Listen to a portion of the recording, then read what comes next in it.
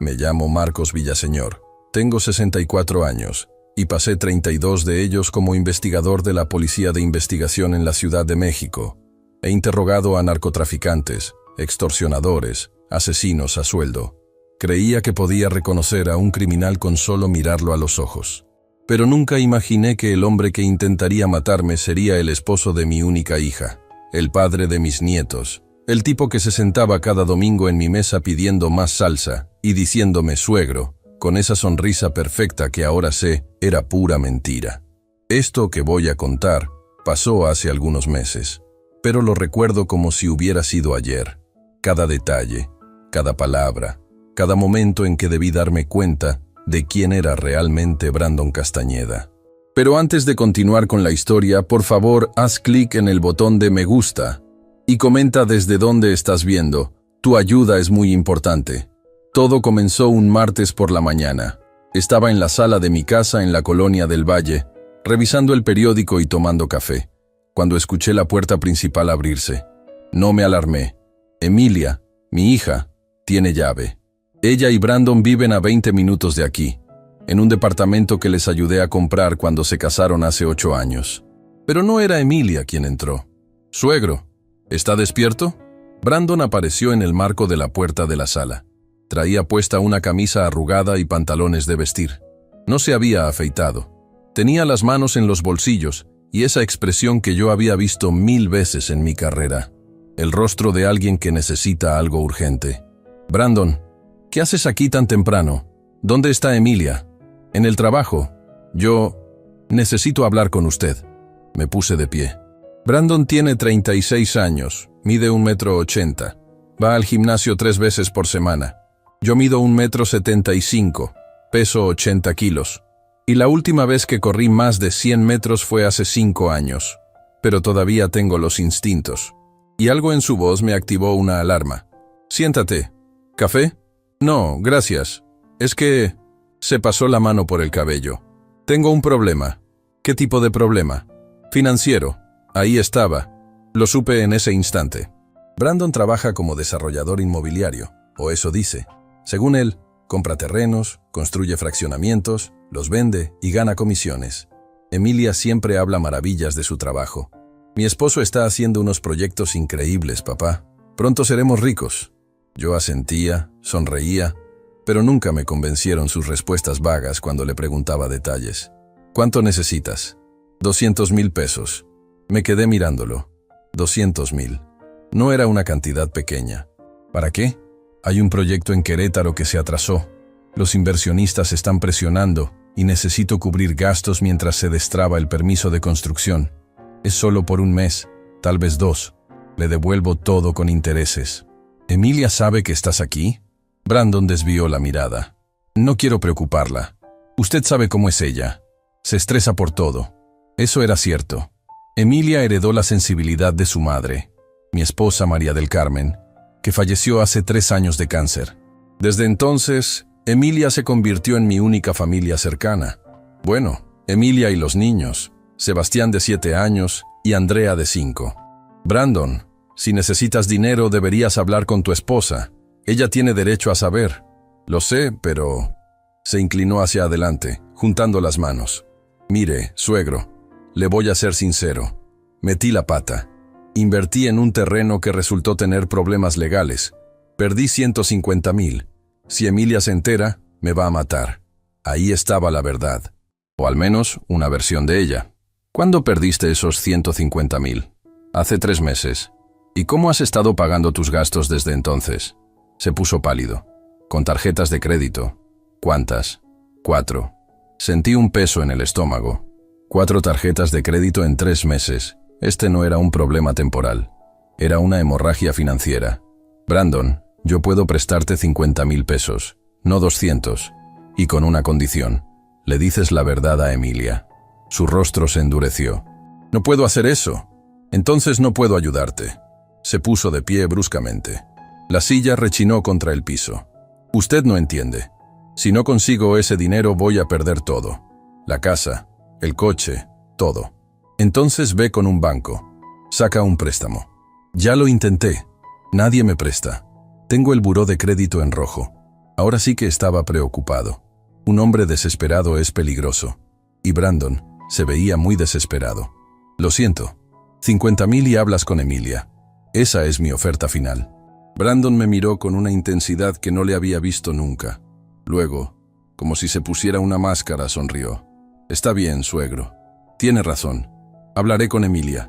Gracias por la oferta, pero creo que voy a resolver esto por mi cuenta. Se dio la vuelta y salió de la casa sin despedirse. Me quedé ahí parado, mirando la puerta cerrada. Algo no cuadraba. En 32 años de carrera, aprendí que cuando un sospechoso acepta tan fácilmente después de presionar, es porque ya tiene otro plan. Tomé el teléfono y llamé a Emilia. «Papá, ¿pasa algo? ¿Cómo están las cosas con Brandon?» «Bien. ¿Por qué?» «Solo pregunto, mija. ¿Él está trabajando mucho últimamente?» «Sí, tiene varios proyectos. Casi no lo veo. ¿Estás bien?» «Estoy perfecto. Solo quería escuchar tu voz. Te quiero, papá». «Yo también, mija». Colgué. Emilia no sabía nada. Brandon le estaba mintiendo. Durante los siguientes días, intenté concentrarme en mis actividades normales. Doy clases de seguridad personal en un centro comunitario 2 veces por semana.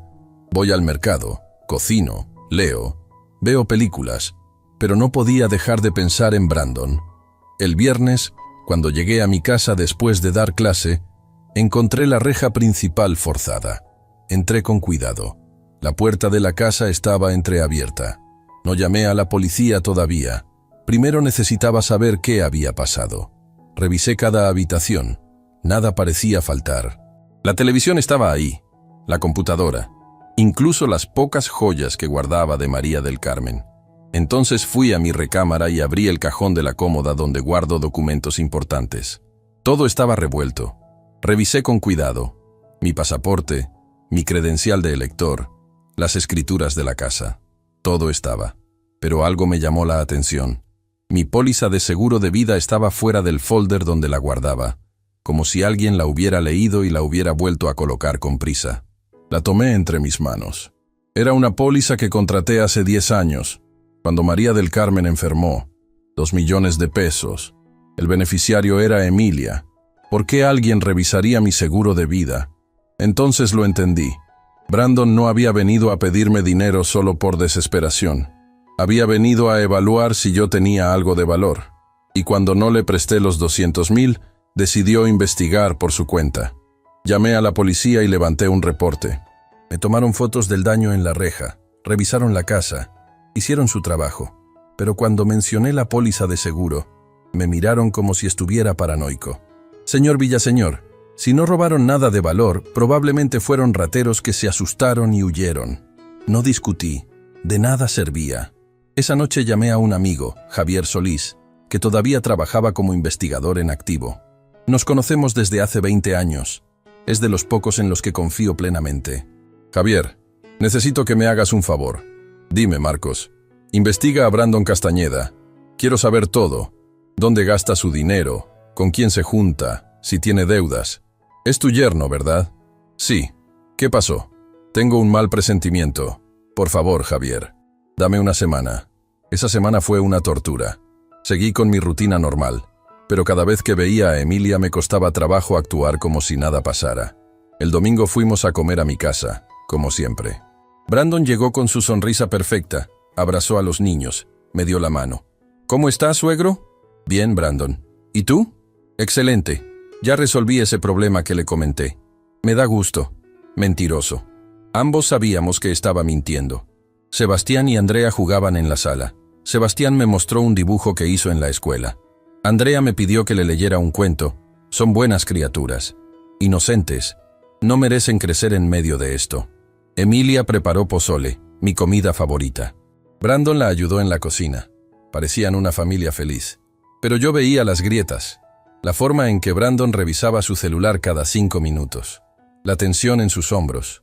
Las ojeras que ninguna cantidad de maquillaje podía ocultar en Emilia. El martes siguiente, Javier me llamó. «Marcos, ¿puedes venir a mi oficina? ¿Encontraste algo?» «Sí, y no te va a gustar». Fui de inmediato. Javier me recibió en su cubículo y cerró la puerta. Brandon Castañeda está hundido hasta el cuello. Debe 1.200.000 pesos entre 4 tarjetas de crédito, 2 préstamos personales y dinero a personas, digamos, poco recomendables. ¿Qué tipo de personas?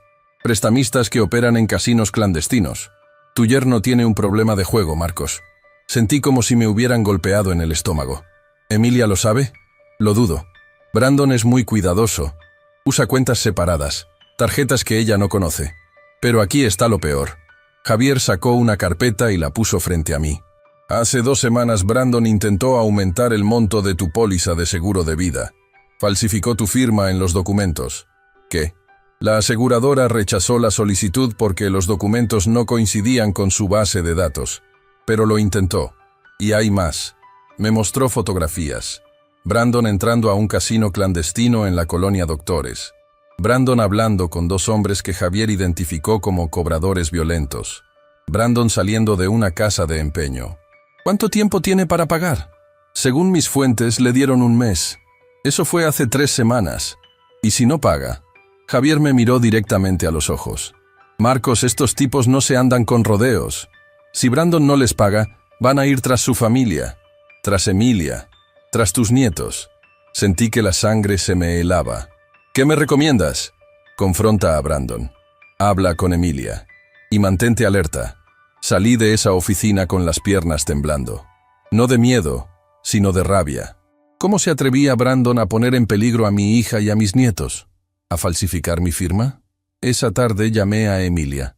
Mija, ¿qué te parece si nos vamos este fin de semana a la cabaña en Valle de Bravo? Hace meses que no vamos. Los niños pueden nadar en la alberca. Podemos hacer una carne asada. Me encantaría, papá. Déjame hablar con Brandon. Dile que es obligatorio. Los necesito a todos allá. Está bien. Te confirmo en la noche. Colgué y me quedé mirando por la ventana. La cabaña en Valle de Bravo era el lugar favorito de María del Carmen. La compramos hace 15 años y cada verano íbamos allá con Emilia. Después de que María murió, casi no he ido. Pero ahora necesitaba tener a mi familia en un lugar controlado, lejos de la ciudad, donde pudiera observar a Brandon sin distracciones. Emilia me confirmó esa noche. Irían el viernes por la tarde. Perfecto. Salí el jueves por la mañana. Conduje las 2 horas hasta Valle de Bravo y abrí la cabaña. Todo estaba como lo dejamos la última vez. Los muebles cubiertos con sábanas, el polvo acumulado en las repisas. Limpié, saqué las sábanas, preparé las habitaciones. Y entonces revisé cada rincón de la casa. Si Brandon intentaba algo, yo estaría listo. La alberca estaba limpia. El jardín necesitaba poda, pero serviría. La cocina funcionaba. Las escaleras que bajaban al sótano donde guardamos herramientas y cajas viejas estaban sólidas. O eso creí. Cuando puse el pie en el tercer escalón, sentí que cedía ligeramente. Me agaché y revisé con cuidado. La madera estaba astillada en la parte inferior, como si alguien la hubiera cortado casi por completo. Solo quedaba una capa delgada sosteniendo el escalón. Si alguien bajaba sin ver y ponía todo su peso ahí, el escalón se rompería y caería al sótano. 4 metros de altura, suficiente para romperte el cuello si caías mal. Alguien había estado aquí antes que yo. Alguien había saboteado esta escalera. Y yo sabía exactamente quién. Me quedé agachado frente a esa escalera durante varios minutos, analizando cada detalle como hacía cuando investigaba escenas del crimen. El corte era limpio, preciso, hecho con una sierra para madera. Alguien había calculado exactamente cuánto dejar para que el escalón no se rompiera solo, pero sí cuando una persona pusiera su peso completo sobre él. Subí despacio y fui al garaje. Busqué entre las herramientas hasta encontrar lo que necesitaba. Clavos largos, martillo, 2 tablones de madera. Reforcé el escalón desde abajo, asegurándome de que ahora podría soportar el peso de 3 personas.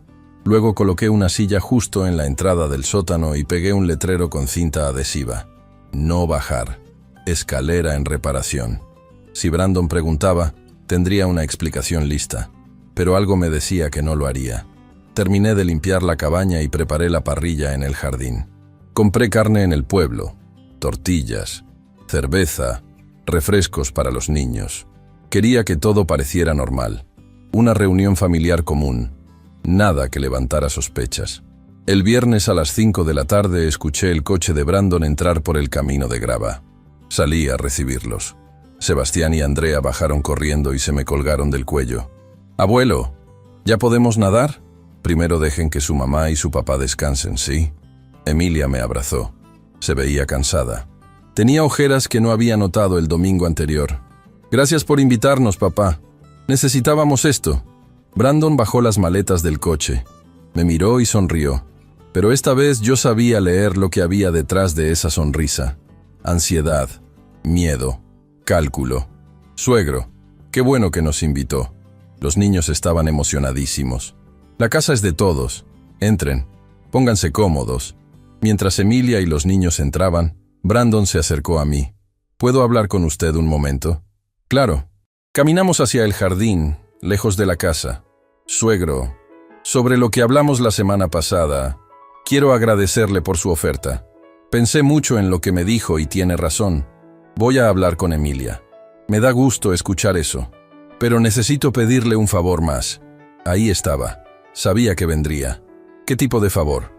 «¿Usted todavía tiene contacto con sus excompañeros de la policía? ¿Los que trabajaban en delitos financieros?» «Interesante, muy interesante. Algunos. ¿Por qué?» «Es que el problema que tengo no es solo con bancos. Hay unas personas que me prestaron dinero y ahora están presionándome. Son gente pesada, suegro. Me amenazaron». «¿Qué tipo de amenazas?» «Dijeron que si no les pago en una semana, van a ir tras Emilia». Lo miré directamente a los ojos. O era el mejor actor del mundo o realmente estaba asustado. «¿Cuánto les debes?» 300,000 pesos. 300,000. Javier me había dicho 1.200.000 en total. Brandon me estaba dando solo una fracción de la verdad. «¿Y cómo planeas conseguir ese dinero?» «No lo sé. Por eso pensé que tal vez usted podría hablar con sus contactos, ver si pueden, no sé, asustar a esta gente, hacerles entender que no soy un target fácil».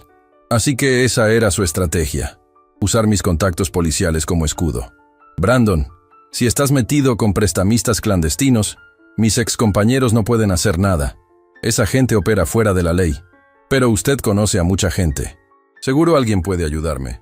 Lo único que puedo hacer es recomendarte que vayas directamente a la policía y levantes una denuncia por extorsión». Su rostro se endureció. «Si hago eso, van a venir por mi familia. Entonces págales». «No tengo con qué pagarles», alzó la voz. Luego se controló, mirando hacia la casa para asegurarse de que nadie nos había escuchado. «Lo siento, suegro. Es que estoy muy estresado. Lo entiendo. Pero necesitas ser honesto con Emilia. Esta noche, sin excusas».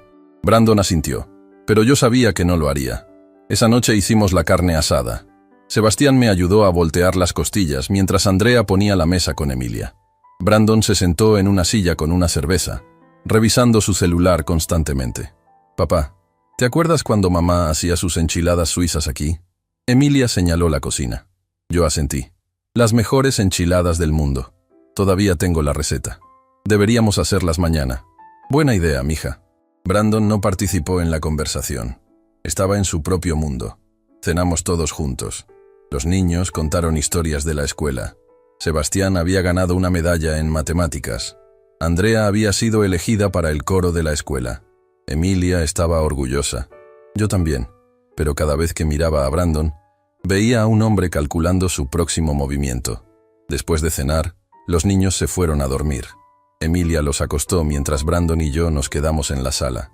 «Suegro, ¿usted sigue teniendo aquella pistola de María del Carmen?» Me tensé. «¿Por qué preguntas?» «Por curiosidad. Recuerdo que me contó que ella la tenía para protección personal. La tengo guardada. ¿Aquí en la cabaña?» «En un lugar seguro».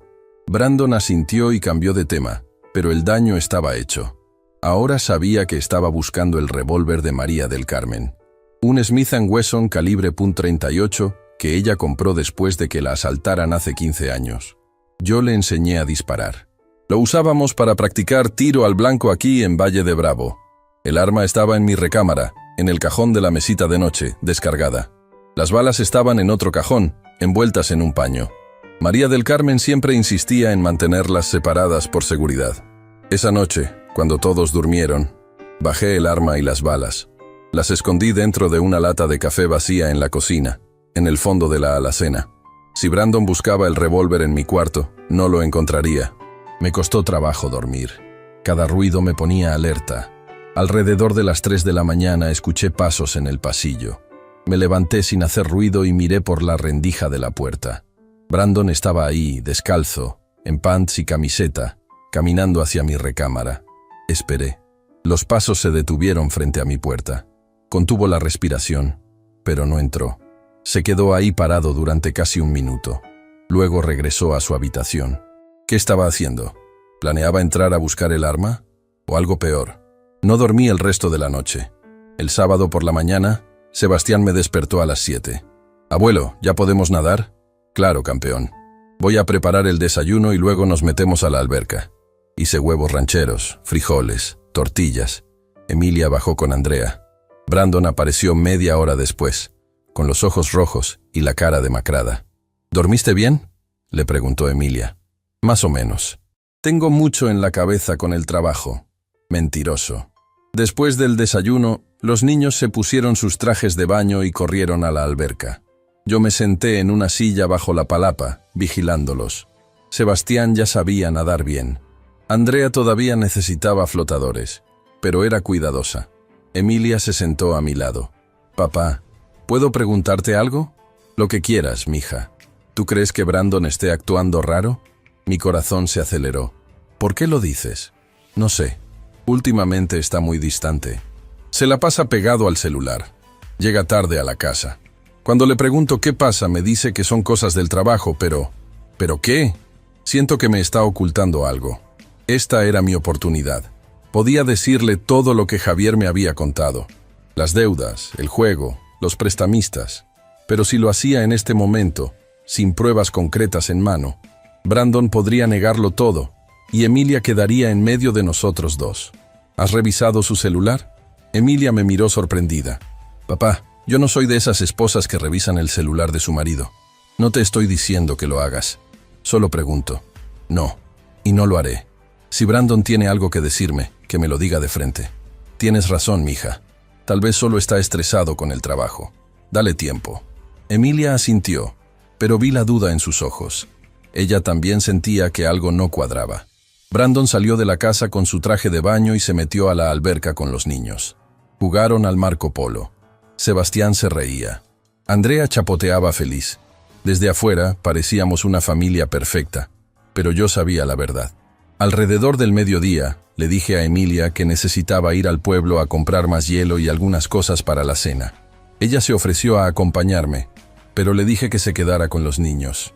Lo que realmente necesitaba era hablar con Javier sin que Brandon me escuchara. Conduje hasta el centro de Valle de Bravo y me estacioné frente a un café. Llamé a Javier desde mi celular. «Marcos, ¿cómo va todo?»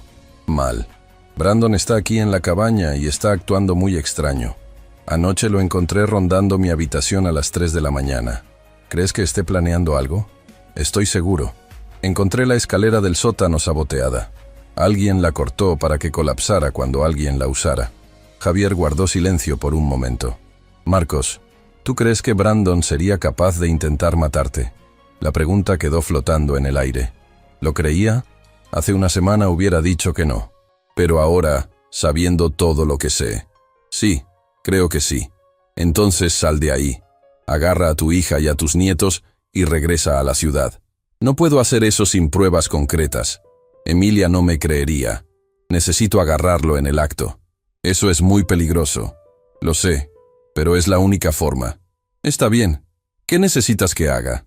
Necesito que vengas mañana en la tarde. Trae tu placa, tu arma, y trae un kit de huellas digitales. Si Brandon intentó aumentar mi seguro con documentos falsos, sus huellas tienen que estar en alguna parte de esta casa. Voy para allá. Pero Marcos, ten mucho cuidado. Tranquilo. He lidiado con criminales peores que Brandon Castañeda. Colgué y regresé a la cabaña. Cuando llegué, Emilia estaba preparando la comida en la cocina.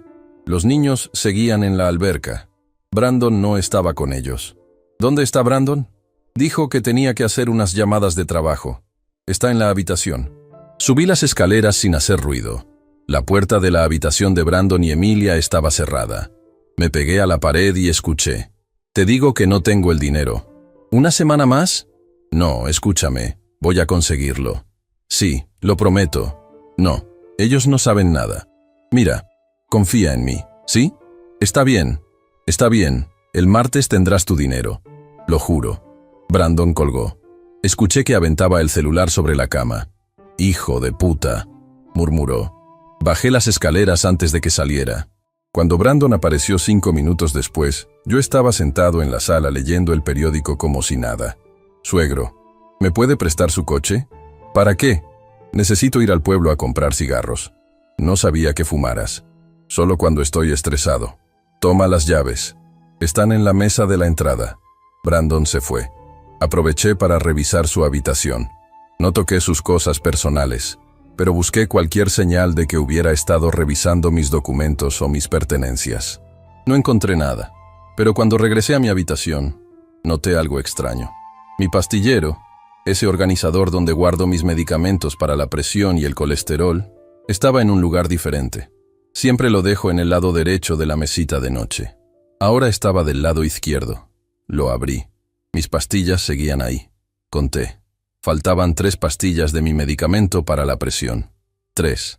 Brandon no solo había entrado a mi cuarto a buscar el revólver, también me había robado mis pastillas. ¿Para qué querría un hombre de 36 años, sano y en forma, las pastillas para la presión de un hombre de 64? Entonces, recordé algo de mis días en la policía. Un caso de hace años. Un hombre que intentó matar a su padre usando sus propios medicamentos. Le dio una sobredosis de pastillas para la presión mezcladas con alcohol. El viejo sufrió un paro cardíaco. Los médicos lo declararon muerte natural, pero la esposa del hombre sospechó y pidió una autopsia. Descubrieron niveles anormales de medicamento en su sistema. Brandon no solo quería mi dinero del seguro, me quería muerto, y tenía una semana para conseguir ese dinero. Esa noche, durante la cena, Brandon estuvo particularmente atento conmigo. «Suegro, ¿le sirvo más agua?» «Estoy bien, gracias». «¿Seguro?» «Se ve cansado. ¿Quiere que le traiga sus pastillas?» «Ya me las tomé». «Mentira. Las había escondido en mi bolsillo». «¿Un poco de vino?» «Traje una botella muy buena». «No, gracias. Mañana tengo que madrugar». Brandon insistió durante toda la cena. Quería que bebiera. Quería que me relajara. Quería que bajara la guardia. Después de cenar, Emilia se fue a dormir con los niños. Brandon se quedó conmigo en la sala. «Suegro, quiero agradecerle por este fin de semana. Emilia y yo realmente lo necesitábamos». «De nada. ¿Sabe qué es lo que más admiro de usted?» «¿Qué?» «Su fortaleza. Después de que María del Carmen falleció, usted siguió adelante. Muchos hombres de su edad se hubieran derrumbado, pero usted no. Eso habla mucho de su carácter. Uno hace lo que tiene que hacer». «Exacto. Uno hace lo que tiene que hacer». Nos quedamos en silencio. Brandon bebía su cerveza. Yo fingía leer mi libro. Pero ambos sabíamos que esto era una partida de ajedrez. Y uno de los dos iba a perder. A las 11 de la noche, Brandon se despidió y subió a su habitación. Yo me quedé en la sala otros 30 minutos, esperando. Luego subí a mi cuarto. Cerré la puerta con seguro y empujé una silla contra la perilla. Si Brandon intentaba entrar esta noche, lo escucharía. Pero no pasó nada. Amaneció el domingo sin incidentes. Esa mañana, Javier llegó a las 2 de la tarde como habíamos acordado. Le presenté a Emilia como un viejo amigo que estaba de paso. Ella lo recibió con amabilidad. Brandon lo saludó con cierta tensión. «¿Usted también era policía?», preguntó Brandon. «Sigo siéndolo», respondió Javier, mirándolo directamente. «Investigador de delitos financieros». Vi cómo Brandon tragaba saliva. Javier y yo nos fuimos al garaje con la excusa de que yo quería enseñarle unas herramientas viejas. Una vez solos, Javier me mostró lo que traía. Un maletín con equipo para levantar huellas y una grabadora pequeña. «¿Dónde guardas tus documentos importantes?» «En mi habitación, pero Brandon ya los revisó». «Perfecto. Vamos a ver qué dejó». Subimos y le mostré el cajón donde guardo mis papeles. Javier sacó su kit y cuidadosamente espolvoreó las superficies. Encontró huellas en la póliza de seguro, en el borde del cajón, en la manija de la puerta. «Estas son frescas. De esta semana», diría yo. Tomó fotografías y levantó las huellas con cinta adhesiva especial. «Con esto podemos comprobar que Brandon estuvo revisando tus documentos sin tu permiso. Pero necesitamos más.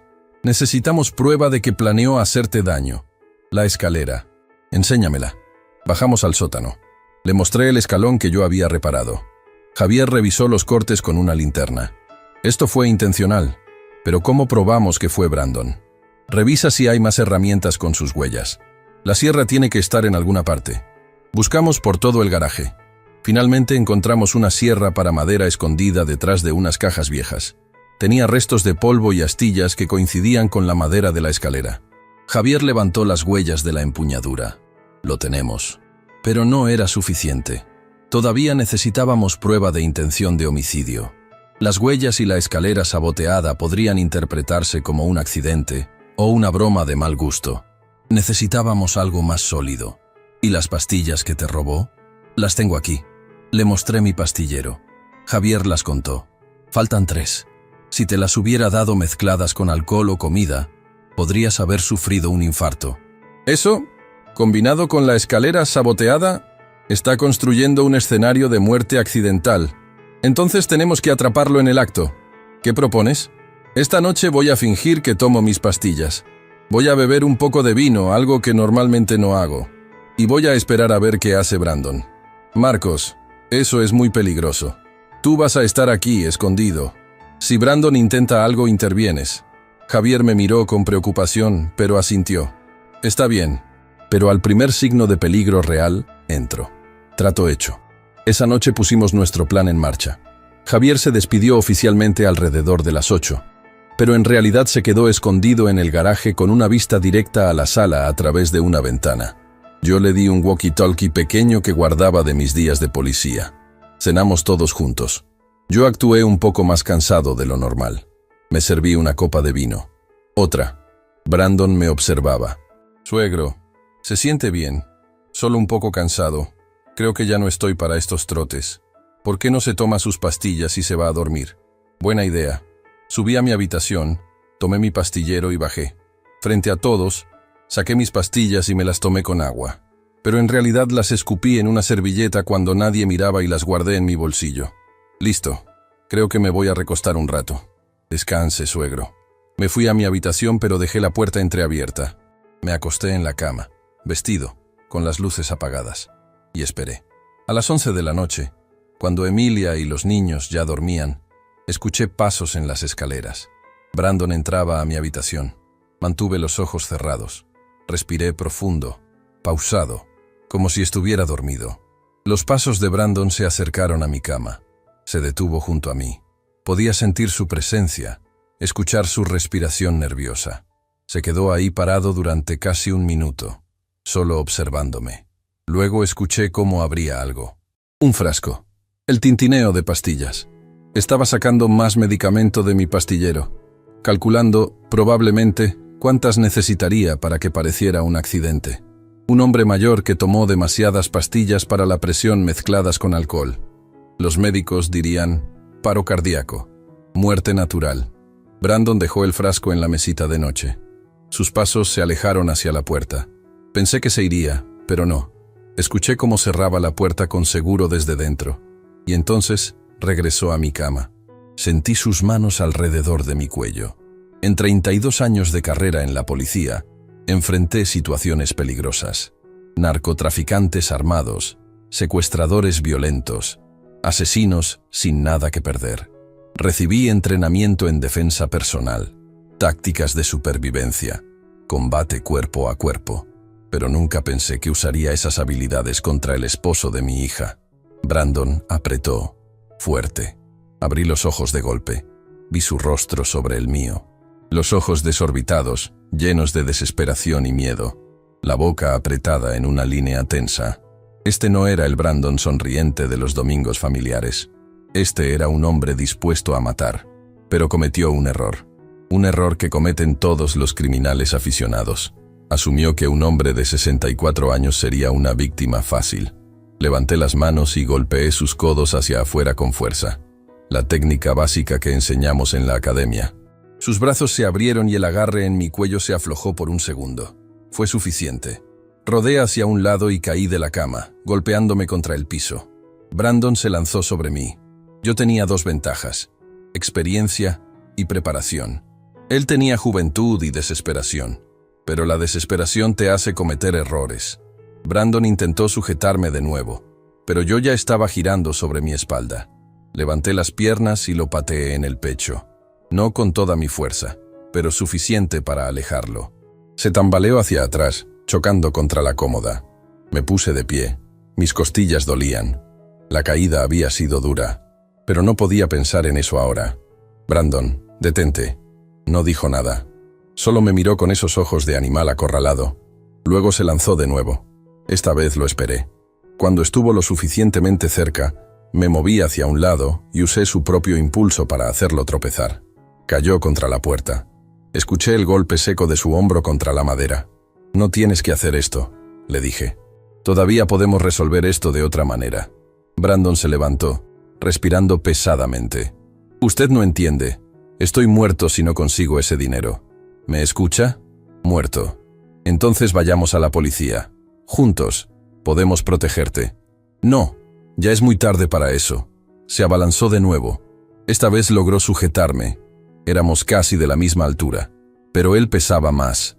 Me empujó contra la pared. Sentí como su antebrazo presionaba mi garganta, pero yo había estado en esta posición antes, muchas veces. Levanté mi brazo derecho entre nosotros y golpeé su nariz con la base de mi palma. No fue un golpe devastador, pero fue suficiente para que aflojara su agarre. La sangre empezó a correr de su nariz. «¡Hijo de puta!», gritó. Eso era malo. Los gritos podían despertar a Emilia o a los niños. Brandon retrocedió, llevándose la mano a la nariz. Aproveché ese momento para correr hacia la puerta. Intenté abrirla, pero él la había cerrado con seguro, y yo no podía encontrar el pestillo en la oscuridad. Escuché sus pasos detrás de mí. Me di la vuelta justo cuando se lanzaba de nuevo. Esta vez lo recibí con un golpe en el costado. Mis nudillos impactaron sus costillas. Él gruñó de dolor, pero no se detuvo. Me sujetó de la camisa y me jaló hacia atrás. Caímos ambos al suelo forcejeando. Brandon trató de volver a mi cuello, pero yo protegía mi garganta con los brazos. Rodamos. Él terminó encima de mí, usando su peso para inmovilizarme. «Lo siento, suegro», jadeó, «pero esto tiene que pasar». Sus manos buscaron mi cuello de nuevo. Entonces escuché la ventana romperse. Javier entró de un salto, con su arma en la mano. «¡Policía! ¡Suéltalo ahora!». Brandon se congeló. Me miró. Luego miró a Javier. Luego de vuelta a mí. Vi el momento exacto en que se dio cuenta de que había caído en una trampa. «Suelta a Marcos y pon las manos donde pueda verlas», ordenó Javier. Brandon se levantó lentamente. Tenía la camisa manchada de sangre de su nariz. Las manos le temblaban. «Esto no es lo que parece», dijo. «Ah, ¿no? Porque desde aquí parece que intentabas matar a tu suegro». Yo me levanté del piso respirando con dificultad. Mi cuello ardía donde Brandon había apretado. Sabía que mañana tendría moretones, pero estaba vivo. «Javier, llama a las autoridades locales». «Ya lo hice. Vienen en camino». Brandon dio un paso hacia la puerta. «No te muevas», le advirtió Javier, apuntándole con el arma. «Siéntate en esa silla y no te muevas». Brandon obedeció. Se sentó con las manos sobre las rodillas, la cabeza gacha. Ya no era el depredador. Era solo un hombre asustado que sabía que había perdido. Encendí la luz. La habitación era un desastre. La lámpara de la mesita de noche estaba en el suelo. La cómoda estaba fuera de lugar. Había sangre en el piso, en la pared. «Marcos, ¿estás bien?», preguntó Javier sin dejar de apuntar a Brandon. «Estoy bien. Adolorido, pero bien». Fui a la mesita de noche y tomé mi pastillero. Conté las pastillas que Brandon había dejado. Había sacado 5 más. Con las 3 que ya me había robado, eran 8 pastillas en total. Suficientes para matarme. «Javier, necesito tu celular». Me lo pasó.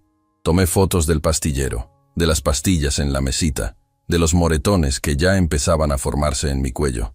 Tomé fotos de Brandon sentado en la silla con la nariz sangrando, de la ventana rota, de la habitación desordenada. «Brandon Castañeda, quedas detenido por intento de homicidio». Él levantó la cabeza. «Usted no entiende lo que me van a hacer. Si no les pago, van a matar a Emilia, a los niños. ¿Y creíste que matarme a mí solucionaría eso? Su seguro de vida, 2 millones de pesos. Emilia es la beneficiaria. Yo soy su esposo. Podría haberlo usado para pagar todo. Ahí estaba. La confesión completa. Javier, ¿estás grabando esto? Javier señaló su camisa. Tenía una cámara pequeña prendida al bolsillo. Todo está grabado. Escuchamos sirenas a la distancia. Las autoridades locales se acercaban. Brandon, ¿quién más sabe de esto? Nadie. Seguro, porque si hay alguien más involucrado, será mejor que me lo digas ahora. No, fui solo yo. Todo fue idea mía. No le creí completamente, pero por ahora era suficiente. La policía local llegó 5 minutos después. 2 patrullas, 4 oficiales. Les expliqué la situación mientras Javier mostraba su placa y les entregaba el video de la confesión. También les mostré las fotos que había tomado y las pruebas que Javier había recolectado. Las huellas en mis documentos, la sierra con las huellas de Brandon, la escalera saboteada. Los oficiales arrestaron a Brandon. Le leyeron sus derechos mientras le ponían las esposas. Él no resistió, solo miraba al suelo, derrotado. Pero entonces Emilia apareció en la puerta de la habitación. «¿Papá? ¿Qué está pasando?» Traía puesta su pijama, el cabello despeinado, los ojos llenos de confusión y miedo. «Mija, ¿por qué están arrestando a Brandon?» Brandon levantó la vista. Por un momento pensé que diría algo, que intentaría explicarse, pero solo bajó la cabeza de nuevo. «Emilia, vamos a hablar afuera». «No, dime qué está pasando. ¿Por qué tienes marcas en el cuello? ¿Por qué está sangrando Brandon?» Javier intervino. «Señora Castañeda, su esposo fue arrestado por intento de homicidio contra su padre. Tenemos evidencia de que planeó matarlo para cobrar su seguro de vida». Emilia se quedó paralizada. Miró a Brandon, luego a mí, luego de vuelta a Brandon. «No, eso no puede ser cierto. Brandon, diles que no es cierto». Brandon no dijo nada. «Brandon, diles que es un error». «Lo siento, Emilia», murmuró él. «Lo siento mucho». Emilia se desplomó. Yo corrí a sostenerla antes de que cayera al suelo. Estaba temblando, llorando, negando con la cabeza. «No. Mija, tranquila, estoy bien. Todo va a estar bien». Pero no estaba bien. Nada estaba bien. Los oficiales se llevaron a Brandon. Javier se quedó para ayudarme a limpiar la escena y tomar más fotografías para el expediente. Emilia se sentó en el sofá de la sala, en estado de shock, mirando la pared. Sebastián y Andrea no se despertaron. Gracias a Dios. No quería que vieran esto. Cuando los oficiales se fueron, me senté junto a Emilia. Ella seguía temblando. «¿Cuánto tiempo lo sabías?» «Poco más de una semana. Contraté a Javier para investigarlo». «¿Por qué no me dijiste?» «Porque necesitaba pruebas.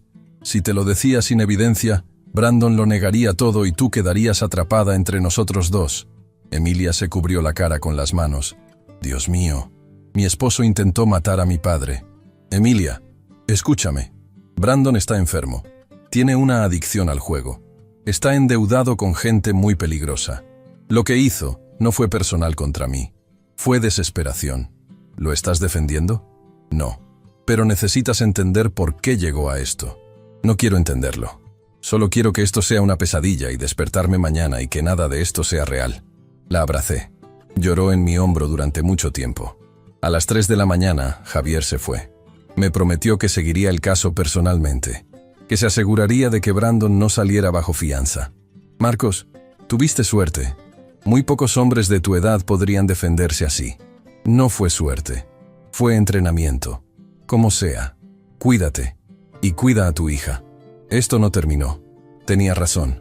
Esto apenas comenzaba. Al día siguiente, regresamos a la Ciudad de México. Emilia manejó en silencio. Los niños preguntaron por su papá.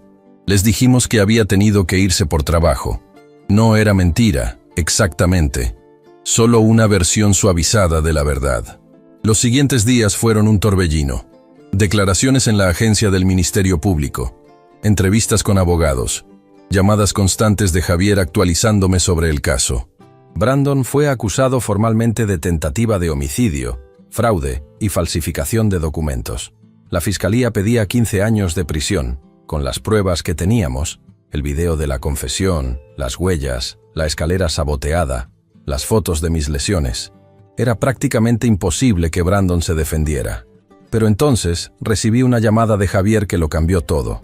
«Marcos, tengo malas noticias». «¿Qué pasó?» El juez otorgó fianza a Brandon. ¿Qué? ¿Cómo es posible? Su abogado argumentó que Brandon no representa un peligro para la sociedad porque todavía está legalmente casado con Emilia. Es técnicamente parte de la familia. El juez aceptó el argumento y fijó una fianza de 500,000 pesos. ¿Y Brandon tiene ese dinero? Su familia la pagó. Sus padres vendieron una propiedad en Guadalajara. Sentí que la sangre se me helaba. ¿Cuándo sale? Ya salió. Hace 2 horas. ¿Y Emilia lo sabe? Intenté llamarla, pero no contestó. Colgué y llamé a Emilia inmediatamente. ¿Papá? Mija, Brandon salió bajo fianza. ¿Estás en casa? Sí. Los niños están en la escuela. Cierra todas las puertas y ventanas. No le abras a nadie. Voy para allá. Papá, me estás asustando. Es solo una precaución. Voy en camino. Conduje a toda velocidad al departamento de Emilia. Cuando llegué, ella estaba en la puerta esperándome. Tenía los ojos rojos de tanto llorar. ¿Crees que Brandon venga aquí? No lo sé, pero no quiero arriesgarme. Entramos. El departamento se sentía extrañamente vacío sin Brandon. Sus cosas todavía estaban ahí. Su ropa en el closet, sus libros, sus zapatos. Emilia no había tocado nada. No puedo estar aquí, papá. Cada vez que veo sus cosas, recuerdo, vente a mi casa, trae a los niños, quédense conmigo hasta que esto se resuelva. ¿Y si Brandon me busca? Entonces hablarás con él en presencia de un abogado y de la policía, pero no estando sola. Emilia asintió. Esa tarde, recogimos a Sebastián y Andrea de la escuela. Les dijimos que se quedarían con el abuelo por unos días, como unas vacaciones. Sebastián preguntó de nuevo por Brandon. Andrea solo abrazó a su madre. Durante las siguientes semanas, vivimos en un estado constante de alerta. Cada vez que sonaba el teléfono, Emilia brincaba. Cada vez que alguien tocaba a la puerta, yo revisaba primero quién era antes de abrir. Brandon no intentó contactar a Emilia directamente. En lugar de eso, enviaba mensajes a través de su abogado. Quería hablar, quería explicarse, quería una oportunidad de disculparse. Emilia rechazó todas sus peticiones. Mis costillas finalmente sanaron. Los moretones en mi cuello desaparecieron. Pero algo en mí había cambiado. Ya no dormía bien. Cada ruido en la noche me despertaba. Revisaba las cerraduras 3 veces antes de acostarme. No era miedo, era vigilancia. Porque sabía que hombres como Brandon, hombres desesperados con todo que perder, son impredecibles. Y entonces llegó la invitación que lo cambiaría todo. Era mediados de diciembre. Emilia recibió una llamada de la madre de Brandon, doña Marta Castañeda, una mujer que siempre me había caído bien, que visitaba a sus nietos con regularidad, que traía tamales en Día de Muertos y rosca en Día de Reyes. Emilia puso la llamada en altavoz. Emilia, hija, sé que esto es muy difícil para ti, para todos. Pero es casi Navidad. Los niños merecen ver a su padre. Brandon ha estado en terapia, asistiendo a reuniones de jugadores anónimos. Está cambiando. Por favor, dale una oportunidad. Emilia miró hacia mí. Vi la duda en sus ojos. La parte de ella que todavía amaba a Brandon, que quería creer que podía cambiar. No sé, señora Marta. Solo una cena. Aquí en mi casa. Toda la familia estará presente. Tu papá también. Por favor, Emilia. Por los niños. Emilia colgó sin responder. ¿No vas a ir, verdad? Le pregunté.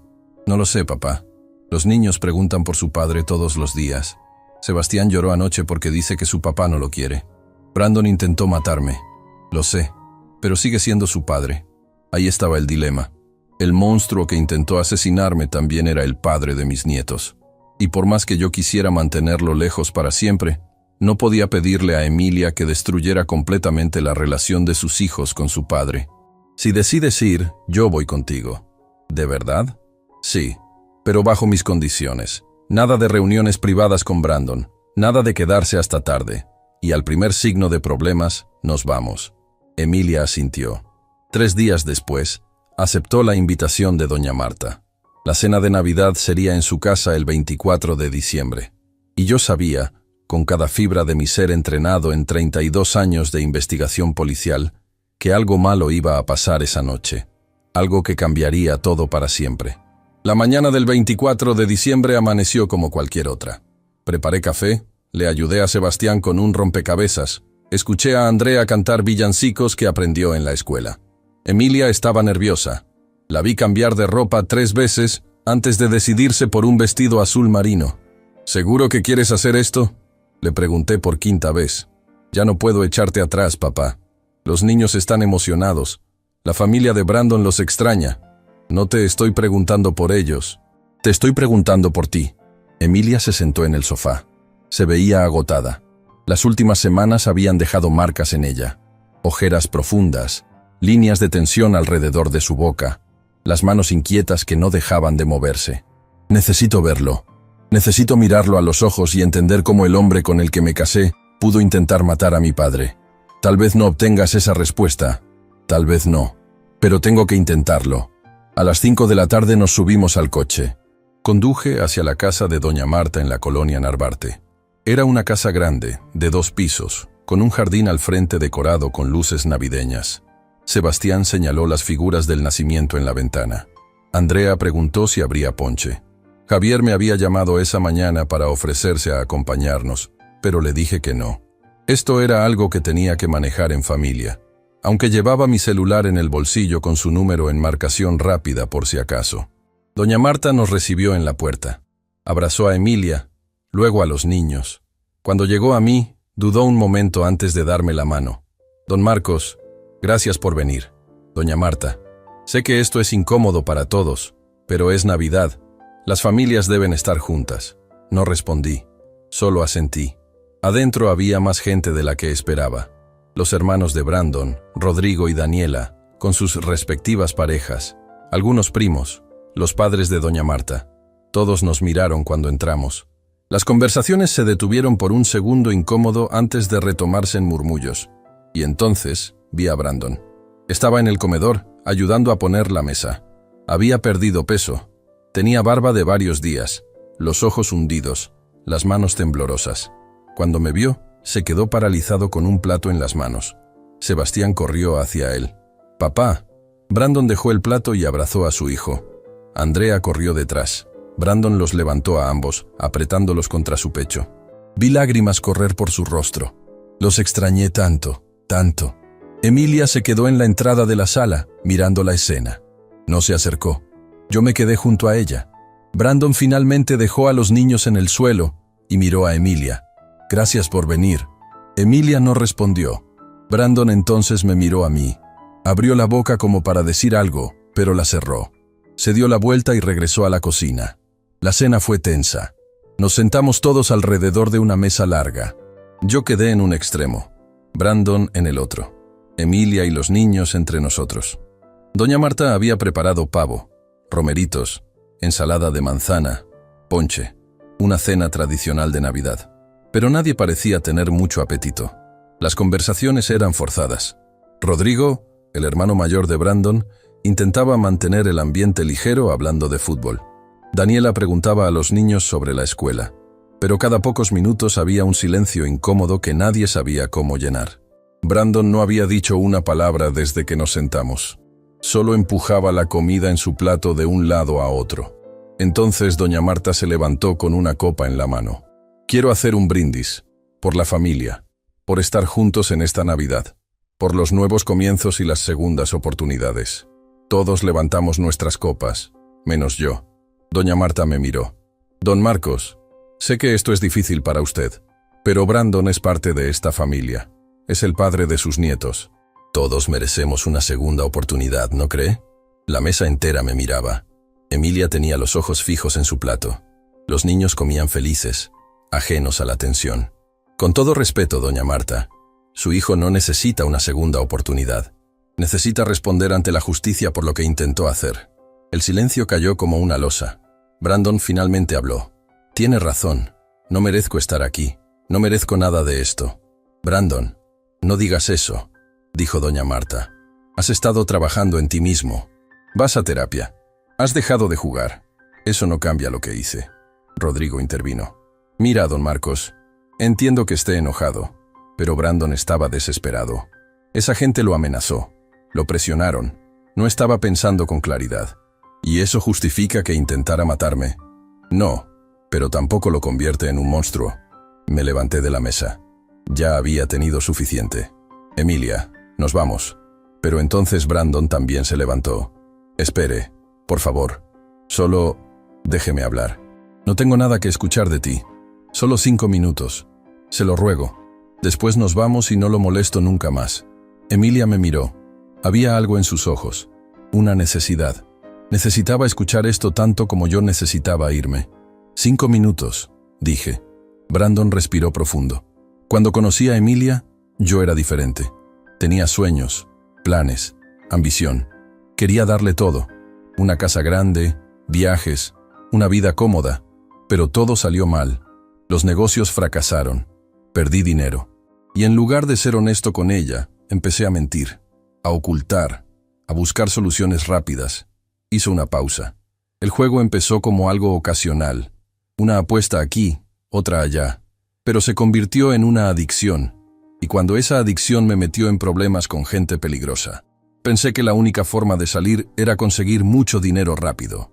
Y decidiste que mi muerte era la solución, dije. Sí, y fue la decisión más cobarde y estúpida de mi vida. ¿Cuándo lo planeaste? ¿Cuándo decidiste exactamente que ibas a matarme? Brandon bajó la cabeza. Cuando fui a su casa a pedirle dinero y usted me ofreció solo 50,000, me di cuenta de que nunca me prestaría lo suficiente.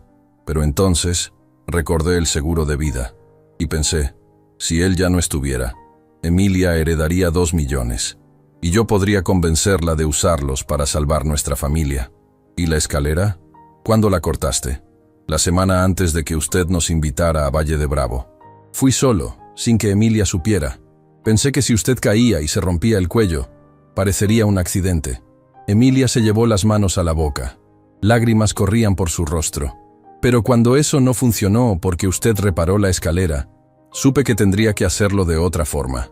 Las pastillas fueron mi segundo intento. Y cuando eso tampoco funcionó, perdí el control. Me volví loco. ¿Intentaste estrangularme? Sí. Y usted se defendió, como debía. Yo merecía que me matara esa noche. No te maté porque no soy como tú. Brandon asintió. Se limpió los ojos con el dorso de la mano. Merezco ir a prisión. Merezco perder todo. Pero antes de que eso pase, necesitaba que supiera algo. No fue personal. Yo no lo odiaba. Usted siempre fue bueno conmigo. Mejor de lo que mi propio padre fue. Don Javier Castañeda, sentado al otro lado de la mesa, hizo una mueca pero no dijo nada. Yo solo estaba desesperado y asustado, y tomé la peor decisión posible. ¿Y ahora qué? Pregunté. ¿Esperas que te perdone? No, solo espero que entienda por qué lo hice. Ya entiendo por qué lo hiciste. Eres un cobarde que prefirió matar antes que enfrentar las consecuencias de sus decisiones. Me senté de nuevo. Miré alrededor de la mesa. Todos los familiares de Brandon tenían expresiones incómodas. Sebastián y Andrea habían dejado de comer, confundidos por la tensión. Entonces Brandon dijo algo que me hizo explotar. El viejo ya aprendió la lección. Lo dijo en voz baja, casi para sí mismo, mientras yo me sentaba de nuevo a la mesa después de su confesión.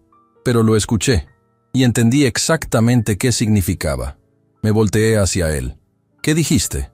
Brandon palideció. Se dio cuenta de que había hablado en voz alta. Nada. Yo solo... No. Repite lo que dijiste. Yo solo pensé que, después de todo esto, usted entendería que aprendí la lección. ¿Qué lección exactamente, Brandon? El silencio en la mesa era absoluto. Que no debí meterme en sus asuntos. Que debí dejarle prestado el dinero sin hacer preguntas. Ahí estaba. Después de todo, después de la confesión, después de las lágrimas, Brandon todavía creía que yo era el problema.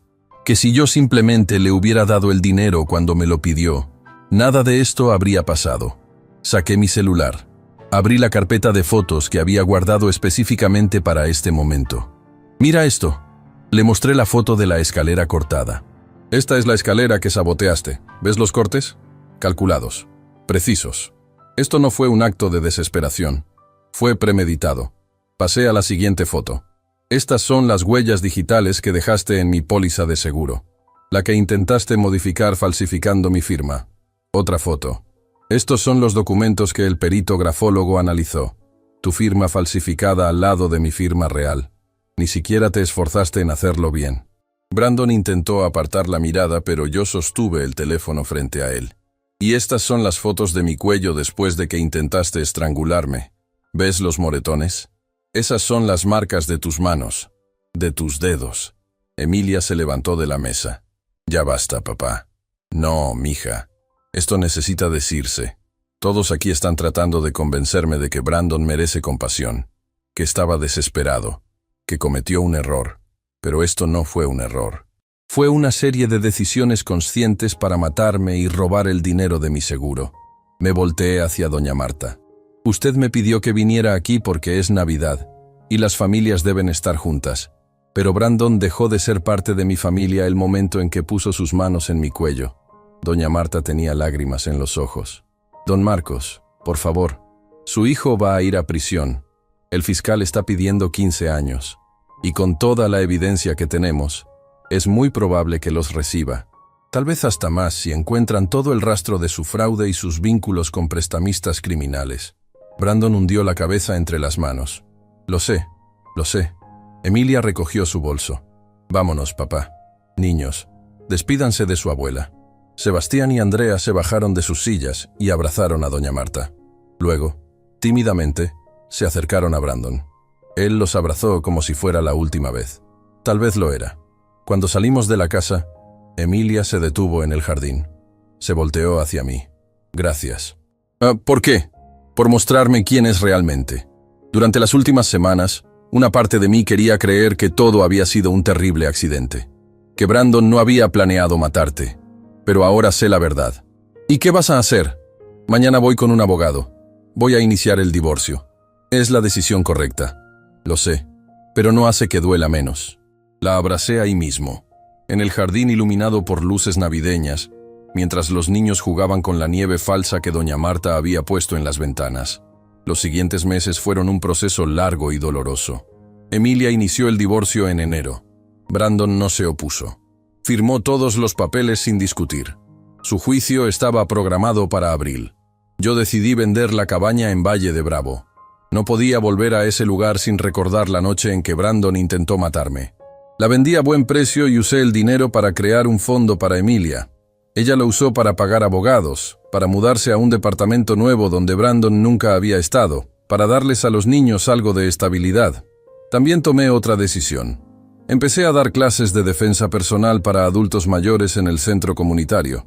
2 veces por semana, enseñaba a hombres y mujeres de mi edad cómo protegerse, cómo reconocer situaciones peligrosas, cómo reaccionar si alguien los atacaba. Muchos me preguntaban por qué había decidido hacer eso. Porque descubrí que la edad no es excusa para ser vulnerable. Les decía, 32 años después de retirarme de la policía, esas habilidades me salvaron la vida. Y pueden salvarles la vida a ustedes también. Las clases se llenaron rápido. Había demanda. Muchos adultos mayores vivían con miedo. Miedo a los asaltos, a las estafas, a ser víctimas fáciles. Yo les enseñaba que no tenían por qué serlo. El juicio de Brandon llegó en abril, como estaba programado. Emilia no asistió, no quería verlo, pero yo sí fui. Me senté en la sala del tribunal y escuché mientras el fiscal presentaba toda la evidencia. El video de la confesión, las fotos, las huellas, el testimonio del perito grafólogo, el análisis de la escalera saboteada. El abogado defensor intentó argumentar que Brandon había actuado bajo presión extrema de los prestamistas, que su vida estaba en peligro, que no estaba en sus cabales.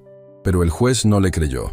Brandon Castañeda fue sentenciado a 12 años de prisión por tentativa de homicidio calificado, más 2 años adicionales por fraude y falsificación de documentos. 14 años en total. Cuando leyeron la sentencia, Brandon no reaccionó. Solo asintió como si ya lo hubiera aceptado. Después del juicio, Javier y yo fuimos a comer. ¿Cómo te sientes?, me preguntó. Aliviado, cansado, pero aliviado. Hiciste lo correcto, Marcos. Muchos hombres en tu situación hubieran dejado que Brandon se saliera con la suya por no lastimar a su hija. No podía hacer eso. Emilia merece conocer la verdad, y mis nietos merecen crecer sabiendo que las acciones tienen consecuencias. ¿Y ahora qué? Ahora vivo. Paso tiempo con mis nietos. Doy mis clases. Tal vez adopte un perro. María del Carmen siempre quiso tener un perro. Javier sonrió. Te lo mereces. Esa noche, cuando regresé a mi casa, Emilia y los niños estaban esperándome. Habían preparado una cena sencilla: espagueti, ensalada, pan de ajo. ¿Cómo estuvo?, preguntó Emilia. 14 años. Emilia asintió. No dijo si le parecía mucho o poco. Solo asintió. Sebastián me mostró un dibujo que había hecho en la escuela. Era nuestra familia: él, Andrea, Emilia y yo. No había nadie más en el dibujo. ¿Te gusta, abuelo? Me encanta, campeón. Esa noche, después de que los niños se durmieron, Emilia y yo nos sentamos en la sala. ¿Estás enojada conmigo?, le pregunté. ¿Por qué estaría enojada? Por Brandon. Por haber sido yo quien lo puso en prisión. Emilia negó con la cabeza. Tú no lo pusiste ahí. Él solo se puso a sí mismo ahí con sus decisiones. Tú solo te defendiste. Aún así, es el padre de tus hijos. Y siempre lo será. Pero eso no cambia lo que intentó hacerte. Los niños van a crecer sabiendo la verdad, que su padre cometió un error terrible y está pagando por ello. Y van a saber que su abuelo es el hombre que nos protegió a todos. Me tomó de la mano. Gracias, papá, por todo. Han pasado varios meses desde entonces. Sebastián cumplió 8 años. Andrea está en primer grado. Emilia consiguió un ascenso en su trabajo. Yo sigo dando mis clases de defensa personal 2 veces por semana. Brandon está en el reclusorio Oriente cumpliendo su sentencia. Emilia lo lleva a visitar a los niños una vez al mes. Dice que es importante que mantengan contacto. Yo no voy. No puedo. Tal vez algún día, pero hoy no. A veces me preguntan si lo perdoné. La respuesta es complicada. No odio a Brandon, ya no. El odio requiere energía que prefiero usar en mi familia, en mis nietos, en mis alumnos. Pero tampoco lo he perdonado. Tal vez nunca lo haga. Lo que sí sé es esto: la vida te pone pruebas cuando menos lo esperas. Te enfrenta a personas que creías conocer y te demuestra que no las conocías en absoluto. Te obliga a defenderte cuando preferirías no tener que hacerlo, pero también te da oportunidades. Oportunidades de proteger a quienes amas, de enseñar lo que has aprendido, de seguir adelante incluso cuando todo parece derrumbarse. Tengo 64 años. Pasé 32 de ellos enfrentando criminales en las calles de la Ciudad de México. Nunca imaginé que el criminal más peligroso que enfrentaría sería el esposo de mi propia hija. Pero aquí estoy, vivo, con cicatrices que nadie ve pero que siento cada día, con una familia más pequeña pero más fuerte, con lecciones que nunca quise aprender pero que ahora puedo enseñar, y con la certeza de que cuando te enfrentas a la oscuridad, cuando alguien intenta arrebatarte todo incluyendo tu vida, tienes 2 opciones: rendirte o pelear. Yo elegí pelear. Y por eso sigo aquí, contando esta historia. Si esta historia te hizo reflexionar sobre la importancia de proteger a tu familia y nunca bajar la guardia, déjame un comentario contándome qué hubieras hecho tú en mi lugar. Y si conoces a alguien que necesite escuchar esto, comparte este video. Nos vemos en la próxima historia.